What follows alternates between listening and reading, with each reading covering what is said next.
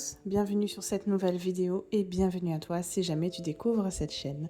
Aujourd'hui, nous allons partir pour une vidéo 100% ménage, 100% motivation, 100% rangement, bref, du quotidien. On va d'abord commencer par comprendre qu'est-ce qui s'est passé dans cette maison. Et bien très clairement, il y a quelques jours, j'ai enchaîné 15 jours de travail non-stop, sans repos. Et oui, parce que je travaille en tant que salarié, mais aussi pour mon compte. Et c'est vrai que la maison, disons, elle a été laissée un petit peu sans dessus-dessous. Papa l'a gérée au maximum, mais vous savez comment sont les femmes, il faut toujours qu'on ait quelque chose à redire. Donc on va commencer par le début. On va ouvrir le volet, ça nous permettra déjà d'y voir plus clair. On va ensuite profiter de ce beau soleil, refaire le lit bien comme il faut. On va aérer la pièce au passage. Alors c'est vrai que j'ai pris l'habitude de faire un lit comme celui-ci. Il n'est pas très esthétique, mais pour moi il est beaucoup plus pratique et je laisse volontairement le plaid pour pouvoir gagner en chaleur le soir. Peu importe, de toute façon, que j'ai enchaîné du travail et que j'ai délaissé la maison ou pas, c'est une tâche que l'on doit faire quotidiennement. Pour moi, c'est vraiment le pilier de la base, la chambre. Quand je sors de ma chambre, j'aime bien qu'elle soit rangée. Et c'est vrai que c'est un lieu où, même si on n'y passe pas beaucoup de temps, c'est agréable le soir de retrouver une pièce qui est franchement agréable à regarder. Et on va aller se dorloter contre notre couette parce qu'on a passé une dure journée. Donc, c'est vraiment une pièce à réconfort pour moi. C'est pour ça que j'aime bien que mon petit lit soit fait. Tout ça pour vous dire que de toute façon, je n'avais pas le choix. Avant, je mettais comme le côté esthétique nous le préconisait, mettre les coussins debout. Et au final, je trouve que ça sert pas à grand chose. C'est vrai que je les reforme parce qu'effectivement, la nuit, ils ont tendance à s'aplatir. Mais je les laisse après allongés. C'est beaucoup plus pratique, ça fait moins désordre. Je laisse juste mes petits coussins blancs que je viens mettre debout, histoire de donner un peu de volume à mon lit. Dites-moi, vous, en commentaire, comment vous faites sur vos lits. Il y a une époque, je mettais énormément de coussins pour le côté déco. Et en fait, mon mari, il en avait marre. Le soir, il me virait tous les coussins par terre. Et même parfois, il me laissait tout de mon côté. Donc, j'ai franchement arrêté. Je suis passée sur du gain de temps. Et vraiment, le côté du lit, là, avec 1 milliard de coussins, c'est vrai que c'est très joli. Mais ça doit être barbant à faire au quotidien. Dites-moi, vous, en commentaire, combien vous avez de coussins. J'aimerais bien savoir, j'ai envie de rigoler un petit peu dans les commentaires. Donc bon, le lit est fait, je mets un petit coup de spray, ça sent bon. C'est un produit que j'ai recyclé, j'ai juste mis de l'eau et de la lavande à l'intérieur. Et je vais pouvoir ranger le petit bazar que j'ai laissé s'accumuler. Alors c'est vrai que j'en ai rangé tous les jours pour éviter justement d'avoir trop à faire. Petit à petit, chaque fin de journée, je me mettais une demi-heure, 3/4 d'heure de rangement, mais j'en ai vraiment eu beaucoup à ranger et il m'en reste encore un petit peu. J'ai emporté avec moi cette petite plaque, mon premier salon professionnel. Déjà, c'est un événement marquant pour moi. J'ai fait d'énormes rencontres. J'ai maintenant du travail sur plusieurs semaines pour du coaching. Je suis vraiment très très contente. D'ailleurs, si vous aviez besoin d'organisation dans votre quotidien ou simplement l'optimisation dans votre pièce, un espace prédéfini où c'est un peu sans dessus-dessous, n'hésitez pas à aller voir le site www.maisonluve.fr. Vous avez également un code promo, c'est PAMA15. Je vous le mettrai directement en barre de description. C'est mon site, c'est mon œuvre, c'est ma méthode d'organisation. Et si vous avez besoin d'un coaching, enfin une organisation sur mesure, c'est moi qui le gère, donc on échange ensemble. Bref, on n'est pas là pour ça, mais je place quand même la petite pub parce que c'est parfois difficile de se faire connaître si on n'en parle pas. J'ai fini de ranger tout mon petit bazar et je vais mettre un coup de lingette microfibre, bien sûr à sec.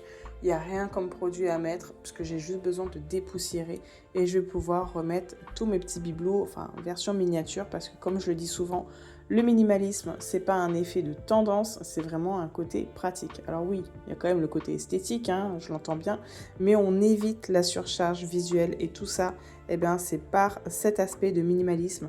Moins d'objets à déplacer, plus de facilité à nettoyer, plus de temps de gagner. Waouh! C'est plutôt pas mal tout ça, beaucoup de slogans. Mais en tout cas, voilà, j'essaie de le mettre en pratique à la maison. Je ne me fais plus avoir par toutes ces petites bougies, ces petits bibelots sympathiques. Je les regarde, je les prends en main et si besoin, je les emmène avec moi dans le magasin. Mais arrivé en caisse, je redépose tout le monde parce que je veux personne chez moi. Je fais la même chose sur le meuble à chaussures et en plus de cela, il faut savoir que j'ai rajouté des meubles dans ma chambre, donc je laisse un petit peu de désordre entre guillemets à l'arrière de la pièce. C'est volontaire, c'est parce que je vais réaménager les espaces à la maison pour gagner en confort. Vous verrez ça dans une prochaine vidéo bien sûr. Une fois que la poussière est faite de ce côté-là, je vais m'attaquer à la chambre de Giovanni. Giovanni, c'est un enfant qui a 1 an et demi, donc bien évidemment, il ne peut pas aller faire sa chambre tout seul, c'est pas possible. Il n'y a pas beaucoup à faire, mais la même procédure que la chambre adulte, on ouvre, on fait aérer cette pièce, on remet les draps si besoin.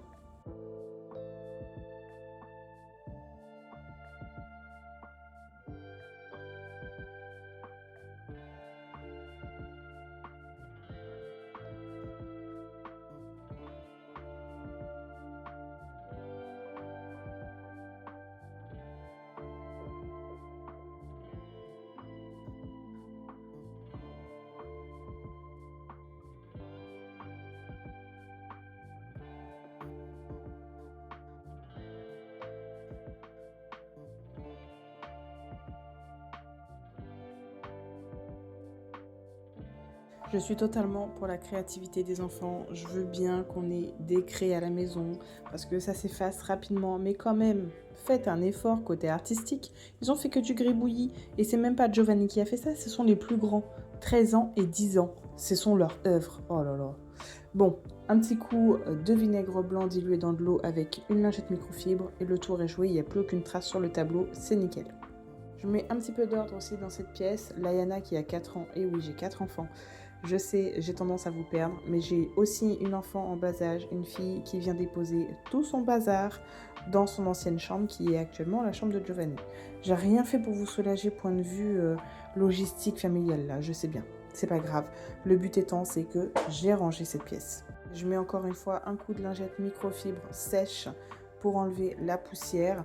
Il y avait 2-3 petites taches. Voilà, c'est vrai que j'ai Layana qui a tendance à se maquiller avec son maquillage, donc ça part facilement à l'eau, mais ça laisse plein de résidus un petit peu à gauche à droite sur les meubles. Donc, comme ce sont des meubles blancs, ça a tendance à marquer très rapidement, rien d'exceptionnel, hein. C'est du ménage très simple, très volant, très volatile. J'arrange, c'est vraiment que du rangement. Et en fait, vous voyez, le problème, c'est que lorsqu'on accumule, eh bien, tous ces petits rangements qui nous prennent 2-3 minutes au quotidien, là, ça me prend une demi-heure facilement parce qu'il y en a vraiment partout.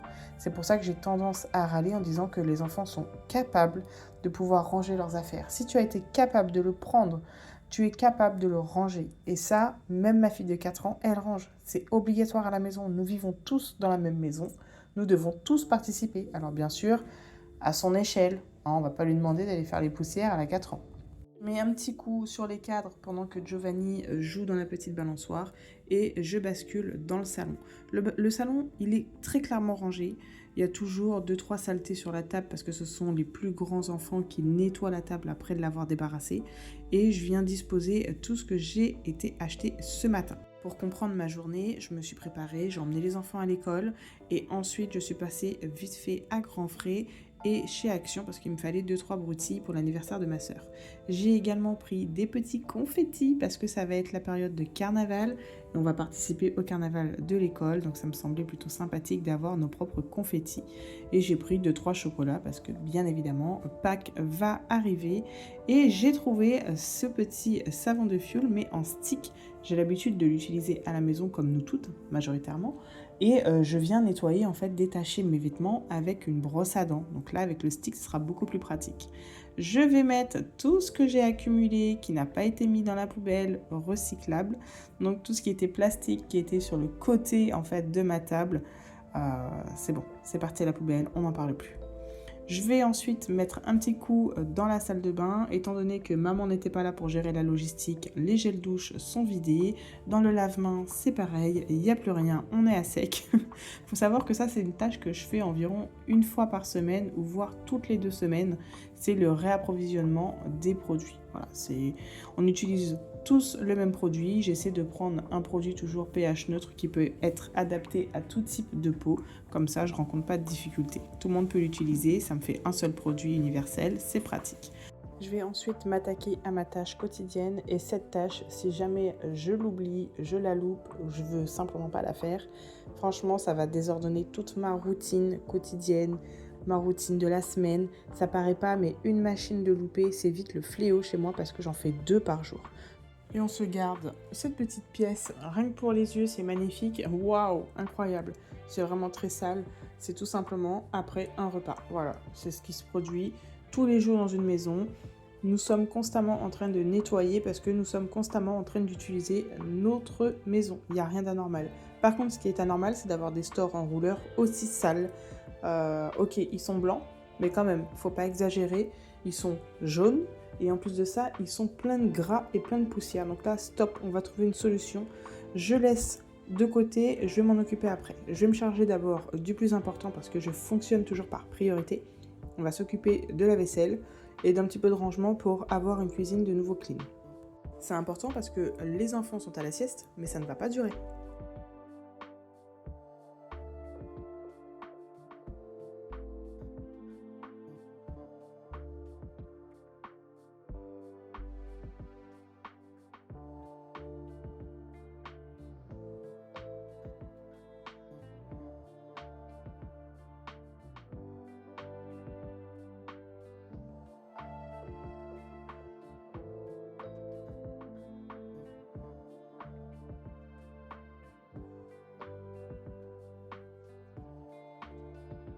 Je vais mettre donc les brûleurs plus les grilles de la gazinière à tremper dans de l'eau chaude et du savon noir pendant au minimum 20 minutes.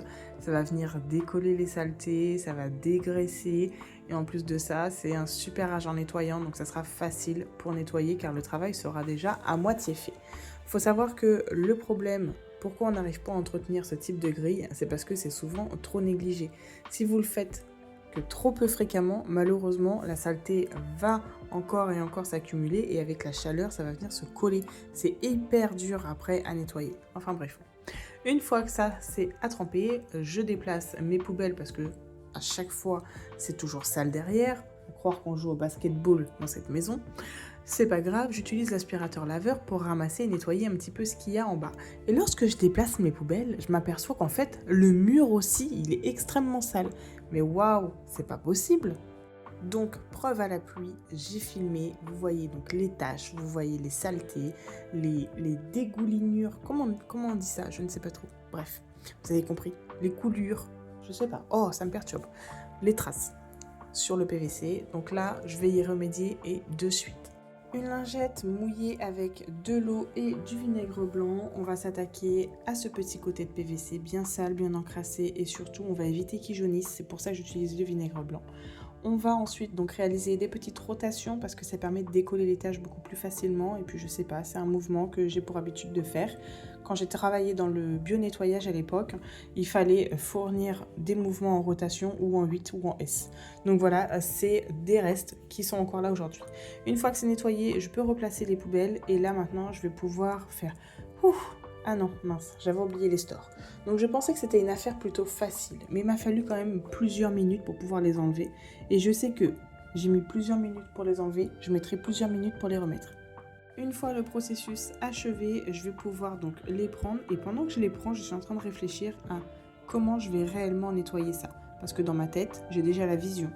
À chaque fois qu'il y avait des taches, je venais nettoyer avec du savon de Marseille, une brosse à dents, ça partait mais ça laissait des petites traces. Donc en attendant la réflexion, et oui c'est vraiment quelque chose qui me perturbe, ces petits stores, ça me laisse vraiment beaucoup de temps de réflexion à chaque fois. Je vais nettoyer les vitres parce que vous avez pu le voir, elles sont extrêmement sales. Il y a eu énormément de pluie, d'autant plus que c'est dans la cuisine, donc il y a de la graisse, de la saleté, de la cuisson qui viennent se coller sur les vitres, ça a besoin. J'utilise simplement de l'eau chaude et du liquide vaisselle. Pour le nettoyage des stores, de l'eau chaude et pareil, un petit peu de liquide vaisselle. Je vais laisser égoutter et je vais passer donc encore une fois côté linge. On va juste sortir celui-ci. Il faudra que je range le linge déjà qui est en train de sécher en extérieur car oui, il fait beau. J'ai donné une petite pause au sèche-linge et je mettrai ce linge-là sur le tankerville qui est ici. Tankerville, c'est l'étendoir, le séchoir. Il y a plusieurs appellations donc je précise. C'est la fin de cette vidéo. J'espère en tout cas qu'elle vous aura motivé. N'hésitez pas à me dire en commentaire qu'est-ce que vous en avez pensé. Est-ce que ce fut un moment agréable? Est-ce que vous avez appris des choses? Dites-moi et je vous remercie d'avoir regardé cette vidéo jusqu'au bout. Ciao!